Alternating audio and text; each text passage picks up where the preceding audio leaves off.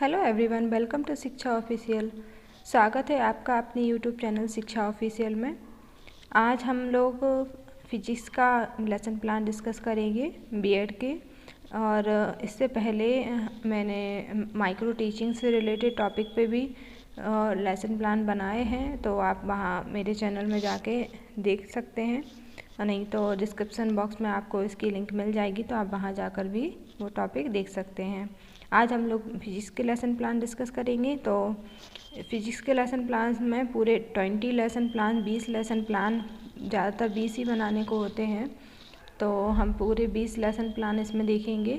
तो इस तरह से इसका इंडेक्स बनाएंगे सबसे पहले, और इंडेक्स में टॉपिक का नाम, जिस भी टॉपिक पर आप लिख रहे हैं, और पेज नंबर और एक्सपेरिमेंट की डेट, सिग्नेचर, इस तरह से कॉलम बना के हम पूरा इंडेक्स तैयार कर लेंगे, जिसमें कि इसमें टॉपिक आपको बता देंगे, जैसे कि लेंस है, पदार्थ की संरचना है, गति है, गुरुत्वाकर्षण बल है। तो इस तरह से पूरे 20 लेसन प्लान हम इसमें देखेंगे। इस तरह से पूरे 20 लेसन प्लान डिस्कस करेंगे। तो चलिए शुरू करते हैं आज का पहला लेसन प्लान। तो पाठ्य योजना क्रमांक फर्स्ट है।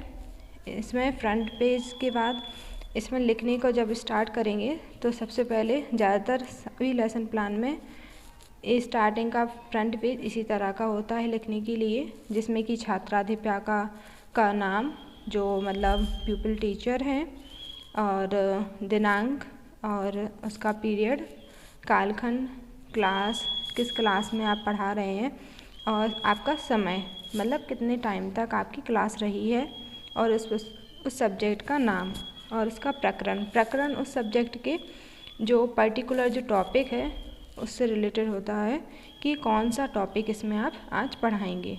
तो इस तरह से ये लिखकर तैयार कर लेंगे। इसके बाद आता है सामान्य उद्देश्य। सामान्य उद्देश्य सभी लेसन प्लान में ज़्यादातर सेम ही होता है, कि जैसे कि फिजिक्स का है तो फिजिक्स के सारे टॉपिक में सामान्य उद्देश्य सेम ही होगा, बस उसका जो प्रकरण होगा उससे रिलेटेड जो उद्देश्य होंगे वो अलग से होंगे। तो सामान्य उद्देश्य फिजिक्स के सारे सेम होंगे, जैसे कि वैज्ञानिक अभिवृत्ति और वैज्ञानिक पद्धति से कार्य करने की क्षमता विकसित होगी, और विद्यार्थियों को इसमें नई तकनीकों को समझने और समस्या समाधान करने की क्षमता का विकास होगा, और प्राकृतिक साधनों को काम में लाने की योग्यता का विकास करना, ये हमारा उद्देश्य होगा, और प्राकृतिक घटनाओं के संप्रेषण, खोज, वर्गीकरण की योग्यता विकसित करना, विज्ञान के मूलभूत तथ्यों, नियमों, सिद्धांतों से अवगत कराना, निरीक्षण और निर्णय शक्ति का विकास करना, तार्किक और चिंतन शक्ति का विकास करना। इसके बाद आते हैं विशिष्ट उद्देश्य। विशिष्ट उद्देश्य उस पर्टिकुलर टॉपिक से रिलेटेड होते हैं कि आज हम कौन सा टॉपिक पढ़ रहे हैं। तो इस तरह से आज का हमारा जो टॉपिक है वो लेंस से संबंधित है। तो विशिष्ट उद्देश्य हम लेंस से संबंधित रखेंगे, जिसमें कि विद्यार्थी को भौतिकी के मूलभूत तथ्यों, नियमों, सिद्धांतों का ज्ञान कराना हमारा उद्देश्य होगा। और जैसे कि हम पढ़ाते हैं तो हमारा उद्देश्य क्या रहता है कि ज़्यादा से ज़्यादा ज्ञान बच्चों को देना और उन्हें अच्छे से समझाना, जैसे कि बच्चों को समझ में आ पाए, और तो यही हमारा उद्देश्य होता है। तो उसी को हम इसमें लिखते हैं, जैसे कि जनरल ऑब्जेक्टिव्स जनरल उद्देश्य होते हैं, उसी तरह से टॉपिक से रिलेटेड विशिष्ट उद्देश्य होते हैं कि हमारा उद्देश्य क्या होगा। एक उद्देश्य बना के टीचर चलता है तो उसे आसानी भी होती है पढ़ाने में, और बच्चों को जल्दी समझ में भी आता है। उसका एक लिमिटेड टॉपिक होता है और उस दिन उस पर्टिकुलर डे का, और वो उसका लक्ष्य वो जानता है कि हमें क्या पढ़ाना है, उसका उद्देश्य क्या होता है। तो इस तरह से ये लेसन प्लान बनाते हैं, जिसमें कि हम पूरा अपना बताते हैं शॉर्ट में कि कैसे पढ़ाना है, क्या पढ़ाना है बच्चों को। तो इसी तरह से हम अपने विशिष्ट उद्देश्य लिखेंगे। तो इस तरह से इसमें, और इसके बाद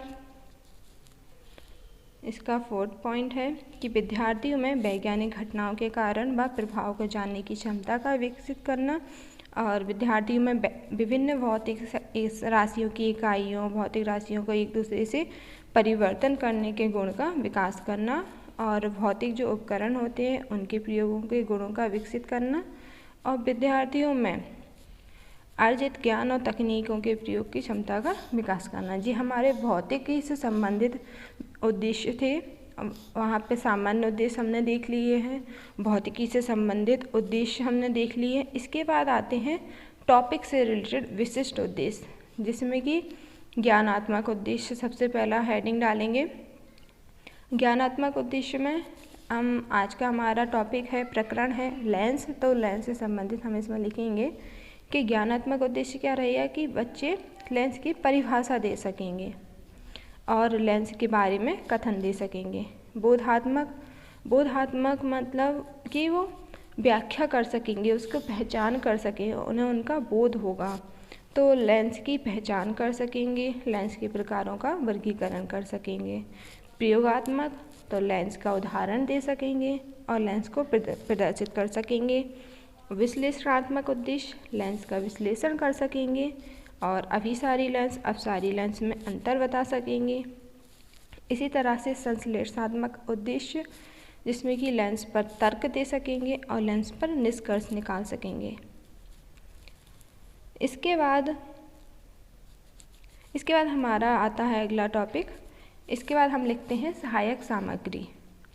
बच्चों को पढ़ाना है तो उसमें लेसन प्लान जो बना रहे हैं तो उसमें क्या सामग्री हमारी यूज हुई है, क्या क्या हमें चाहिए होता है, तो उसके बारे में लिखेंगे। जैसे कि चार्ट लेंगे, डस्टर, चॉक, बोर्ड, पॉइंटर, इस तरह से हम अपनी सामग्री जो भी यूज हुई है उसको यहाँ पे लिख देंगे। इसके बाद आते हैं शिक्षण की विधियाँ। तो शिक्षण की विधियाँ जैसे कि प्रश्नोत्तर विधि, जिसमें कि बच्चों से टीचर प्रश्न करते हैं, बच्चे उत्तर देते हैं। व्याख्या विधि, टीचर समझाते हैं, व्याख्या करते हैं। आगमन निगमन विधि, प्रदर्शन विधि, इस तरह से हमारी ये शिक्षण विधियाँ हो जाती हैं। और इसके बाद लिखते हैं पूर्व ज्ञान। पूर्व ज्ञान में क्या लिखना होता है कि बच्चों को जो भी टॉपिक हम पढ़ा रहे हैं उससे रिलेटेड कितना ज्ञान उन्हें है, वो कितना इसके बारे में जानते हैं। तो इसमें हम लिखेंगे कि विद्यार्थी लेंस तथा उसका प्रयोग, उत्तल व अपतल लेंस के बारे में सामान्य जानकारी रखते हैं। इसके बाद आती है प्रस्तावना।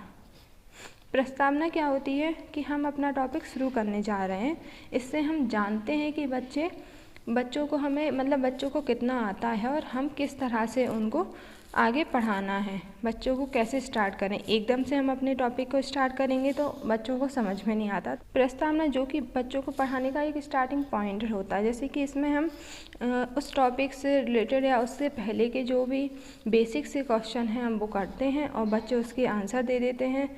फिर आगे हम उस टॉपिक को और ज़्यादा इम्प्रूव करते हैं और बढ़ाते हैं और डिटेल में ले जाते हैं।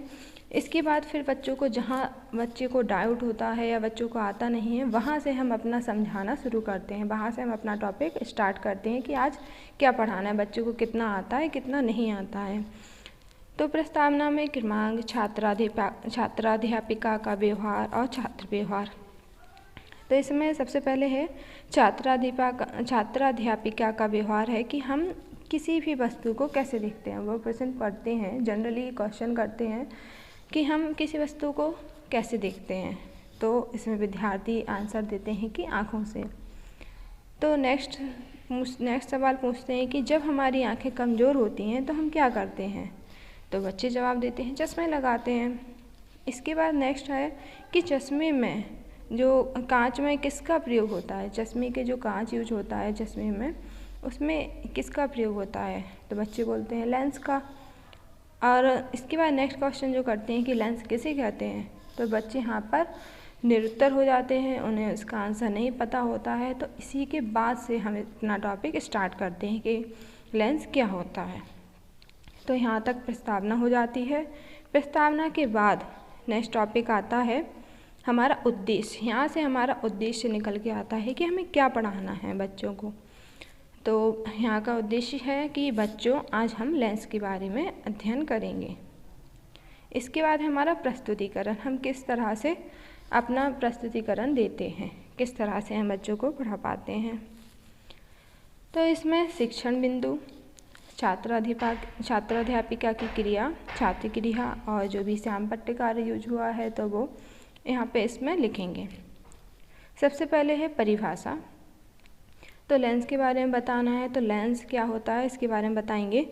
तो इसमें लेंस एक ऐसी समांगी पारदर्शी माध्यम होता है जो दो वक्राकार सतह या एक वक्राकार सतह या समतल सतह से घिरा होता है। तो यहाँ पे बच्चे क्या करेंगे, बच्चे यहाँ पे नोट डाउन करेंगे, नोट करेंगे और ध्यानपूर्वक सुन रहे होंगे। तो यहाँ पे लिख सकते हैं छात्र क्रिया में कि बच्चे ध्यानपूर्वक सुन रहे हैं और नोट कर रहे हैं। इसके बाद है प्रकार। लेंस के प्रकारों के बारे में बताएंगे। तो उत्तल लेंस, अवतल लेंस, और बीच बीच में बच्चों से प्रश्न भी करेंगे। इसके बाद क्वेश्चन करेंगे कि बताओ बच्चों लेंस के कितने प्रकार होते हैं। तो ये तो बच्चों ने तुरंत ही पढ़ा है तो वो तुरंत बता देंगे कि 2 प्रकार होते हैं। इससे क्या होगा, बच्चों को माइंड में थोड़ा सेट हो जाएगी कि ये चीज़ हमें आने लगी है कि लेंस के प्रकार कितने होते हैं, 2 प्रकार होते हैं। इस तरह से क्वेश्चन करेंगे तो बच्चों का थोड़ा मोटिवेशन भी बढ़ता है और पढ़ने में इंटरेस्ट भी बढ़ता है कि हमें वो चीज़ आने लगी है। इसके बाद हम इसके प्रकारों के बारे में समझाएंगे। उत्तल लेंस। उत्तल लेंस क्या होता है, ये लेंस बीच में मोटे होते हैं, किनारों पर पतले होते हैं और ये आपतित प्रकाश की किरणों को एक बिंदु पर एकत्रित करते हैं। इस तरह से हम चित्र बना के इसमें दिखाएंगे। इसके बाद है अवतल लेंस। तो अवतल लेंस, ये लेंस किनारों पर मोटे होते हैं और बीच में किनारों पर मोटे तथा बीच में पतले होते हैं और ये लेंस आपतित प्रकाश की किरणों को फैला देते हैं। उत्तल लेंस एक बिंदु पर एकत्रित करते हैं और अवतल लेंस फैला देते हैं। और इसके बाद है अभिसारी लेंस। उत्तल लेंस से अपवर्तन के बाद प्रकाश किरणें अभिसारित हो जाती हैं, इसे ही अभिसारी लेंस कहते हैं। और लेंस संबंधी जो भी शब्द यूज हुए हैं तो इसमें प्रकाशित केंद्र, वक्रता केंद्र, मुख्य अक्ष, वक्रता त्रिज्या, मुख्य फोकस, फोकस दूरी, इस तरह से हम इसमें पॉइंट लिख देंगे। फिर आगे हम फिर से क्वेश्चन करेंगे कि उत्तल लेंस को और क्या कहा जाता है। तो उत्तल लेंस को ही अभिसारी लेंस कहा जाता है। तो यहाँ पे बच्चे उत्तर देंगे। और इसके बाद है वक्रता केंद्र। हम अपने लेंस से संबंधित जो भी शब्द हैं उनको डिटेल से बताएंगे। वक्रता केंद्र क्या होता है, तो लेंस को 2 पारदर्शी कांच के गोले से काटने पर जो वक्राकार सतह को जोड़कर बनाते हैं उसमें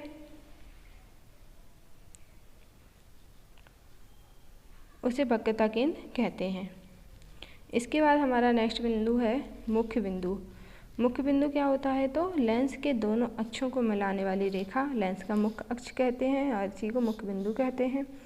फिर आते हैं प्रकाशित केंद्र। मुख्य अक्ष पर स्थित वह बिंदु जिसमें से होकर यदि प्रकाश लेंस के अंदर से गुजरे तो निर्गत किरण आपतित किरण के समानांतर होती है, इस बिंदु को प्रकाशित केंद्र कहते हैं। इसके बाद हम फिर से क्वेश्चन करेंगे कि अवतल लेंस द्वारा प्रकाश किरणों को अपवर्तन के बाद क्या करती है। तो अपवर्तन के बाद अवतल लेंस में फैला देती है, तो प्रकाशित किरणें फैल जाती हैं। इसके बाद है मुख्य फोकस। मुख्य फोकस 2 प्रकार के होते हैं, प्रथम और द्वितीय। फोकस दूरी लेंस के प्रकाशित केंद्र और फोकस के बीच की दूरी को लेंस की फोकस दूरी, इसे एफ से शो करते हैं। वक्रता त्रिज्या लेंस जिस गोलों को काटकर बनाया जाता है उनकी त्रिज्या को लेंस की वक्रता त्रिज्या कहते हैं। और आवर्धन लेंस वह लेंस जिसकी सहायता से छोटी वस्तुओं और छोटे अक्षरों या महीन संरचना को बड़े रूप में देख सकते हैं। आवर्धन लेंस। सूक्ष्मदर्शी वह उपकरण जिसकी सहायता से सूक्ष्म वस्तुओं को आसानी से देखा जा सकता है। ये 2 तरह के होते हैं, सरल सूक्ष्मदर्शी और संयुक्त सूक्ष्मदर्शी। दूरदर्शी क्या होता है, तो दूरदर्शी इस उपकरण का उपयोग दूर की वस्तुओं को देखने के लिए किया जाता है। पार्थिव दूरदर्शी और खगोलीय दूरदर्शी। यौगिक सूक्ष्मदर्शी किसे कहते हैं, क्वेश्चन करेंगे तो बच्चे बताते हैं 2 या 2 से अधिक लेंसों से बने सूक्ष्मदर्शी को यौगिक सूक्ष्मदर्शी कहते हैं या संयुक्त सूक्ष्मदर्शी। इसके बाद हमारा टॉपिक कंप्लीट हो जाता है और हम इसमें लास्ट में लिखेंगे कि बच्चों आज हमने लेंसों के बारे में अध्ययन किया है। तो लेसन प्लान क्या होगा, हम इसे पूरा डिटेल में नहीं लिखेंगे, बेसिक क्वेश्चन और अपना टॉपिक इसमें लिखते हुए हम अपना लेसन प्लान कंप्लीट करेंगे। तो आपको यदि समझ में आ रहा है तो प्लीज़ चैनल को सब्सक्राइब कर लीजिए, लाइक कर लीजिए। और यदि आपको कोई भी डाउट है तो आप प्लीज़ कमेंट करके पूछ सकते हैं। यदि आपको कुछ भी समझ में नहीं आ रहा तो आप उसे पूछ सकते हैं। इसके बाद हमारा प्रस्तुतिकरण के बाद हमारा पुनरावृत्ति प्रश्न आते हैं, जिसमें कि क्लास में बैठ के लास्ट में डिस्कस करते हैं, क्वेश्चन करते हैं कि हमने आज कौन सा टॉपिक पढ़ा है। उससे रिलेटेड जो सिंपल क्वेश्चन होते हैं उसको पूछते हैं। तो लेंस किसे कहते हैं, कितने प्रकार के होते हैं, सूक्ष्मदर्शी किसे कहते हैं, दूरदर्शी किसे कहते हैं, फोटोग्राफिक कैमरा किसे कहते हैं, संयुक्त सूक्ष्मदर्शी क्या होता है। इसके बाद हम लिखेंगे कक्षाकार, जो विद्यार्थी कक्षा में बैठ के ही करते हैं। कक्षाकार जो वहीं पर पूरा कंप्लीट हो जाए, क्योंकि हमारा ज़्यादातर 30 से 40 मिनट का लेक्चर जो रहता है, क्लास रहती है, तो उसको लिमिटेड टाइम में कंप्लीट करनी है। और उसमें लास्ट में जो टाइम 5 to 10 मिनट्स जो रहते हैं उसमें उनमें होमवर्क देते हैं और कक्षा कार्य देते हैं, क्लास वर्क देते हैं। तो इस तरह से स्मॉल मतलब छोटे रूप में हम इसमें क्वेश्चन करेंगे और कक्षा कार्य देंगे। इसके बाद गृह कार्य में हम बच्चों को ज़्यादा काम नहीं देंगे, क्योंकि ऑलरेडी बच्चों ने स्कूल क्लास में अपना पूरा रिवाइज कर लिया है। हमने उनसे पुनरावृत्ति क्वेश्चन भी किए हैं, कक्षा कार्य भी दिया है उन्हें, और भी सब्जेक्ट का उन पर लोड रहता है, और भी सब्जेक्ट से उन्हें गृह कार्य मिलता है। इसलिए हम 1-2 क्वेश्चन ही उन्हें गृह कार्य में देंगे, जिससे कि वो पूरा अपना रिवीजन कर सकते हैं और अपना टॉपिक कंप्लीट कर सकते हैं। तो गृह कार्य में 1-2 क्वेश्चन हम उन्हें देंगे। तो इस तरह से गृह कार्य के बाद हस्ताक्षर तालिका, हमारा टॉपिक आज का लेसन प्लान कंप्लीट होता है। तो इसके बाद हस्ताक्षर तालिका इसमें आ जाएगी। और आपको यदि वीडियो अच्छी लगी है तो प्लीज़ लाइक कीजिए and thank you for watching.